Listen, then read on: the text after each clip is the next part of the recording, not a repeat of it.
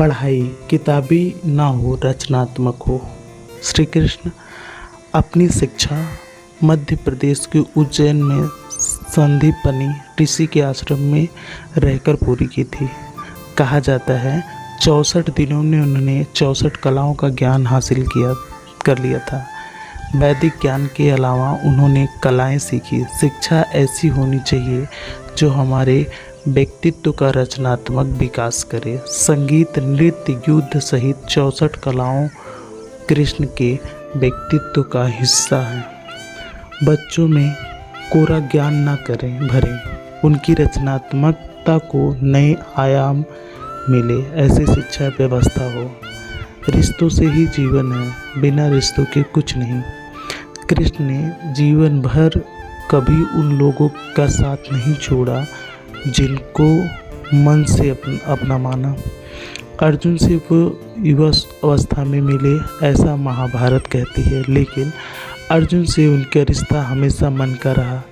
सुदामा हो या उद्धव, कृष्ण ने जिसे अपना बना लिया, उसका साथ जीवन भर दिया। रिश्ते के लिए कृष्ण ने कई लड़ाइयाँ लड़ी और रिश्तों से ही कई लड़ाइयाँ जीती। उनका सीधा संदेश है, सांसारिक इंसान के सबसे बड़ी धरोहर रिश्ते हैं। अगर किसी के पास रिश्ते का थाली नहीं है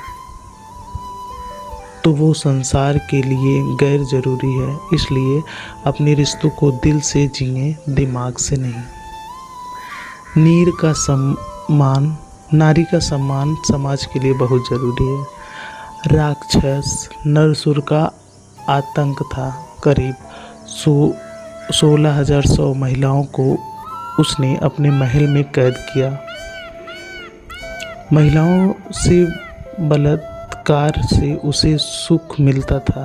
कृष्ण ने उसे मारा, सभी महिलाओं को मुक्त कराया, लेकिन सामाजिक कुरीतियाँ तब भी थी। उन महिलाओं को अपनाने वाला कोई नहीं था। खुद उनके घर वालों ने उन्हें दूषित मानकर त्याग दिया। ऐसे कृष्ण आगे आए, सभी महिलाओं को अपनी पत्नी का दर्जा दिया, समाज में उन्हें सम्मान के साथ रहने का स्थान दिलाया। कृष्ण ने हमेशा नारी को शक्ति बताया, उनके सम्मान के लिए तत्पर रहे। पूरी महाभारत नारी के सम्मान के लिए ही लड़ी गई। सो आप कृष्ण भक्त हैं तो अपने आसपास की महिलाओं का पूरा सम्मान करें। श्री कृष्ण की कृपा पाने का ये सरलतम मार्ग है। आपके मतभेद अगली पीढ़ी के लिए बाधा ना बने। कम ही लोग जानते हैं कि जिस दुर्योधन के खिलाफ कृष्ण ने आजीवन पांडवों का साथ दिया, उसकी मौत का कारण भी कृष्ण की कूटनीति बनी। वो दुर्योधन रिश्तों में कृष्ण का समधी भी था। कृष्ण के पुत्र साम के दुर्योधन की बेटी लक्ष्मणा का अपहरण करके उससे विवाह किया था, क्योंकि लक्ष्मणा साम के से विवाह करना चाहती थी, लेकिन दुर्योधन खिलाफ था। साम को कौरवों ने बंदी भी बनाया था।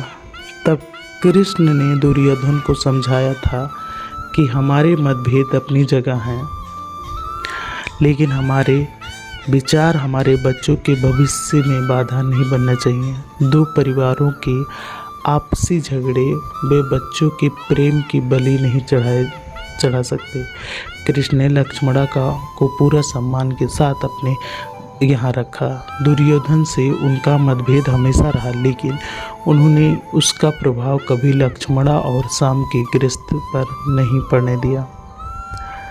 शांति का मार्ग ही विकास का रास्ता है। श्री कृष्ण ने कहा, महाभारत युद्ध के पहले शांति से समझौता करने के लिए पांडवों और कौरवों के बीच मध्यस्थता की। हालांकि दोनों ही पक्ष युद्ध लड़ने के लिए आतुर थे, लेकिन कृष्ण ने हमेशा चाहा कि कैसे भी युद्ध टल जाए।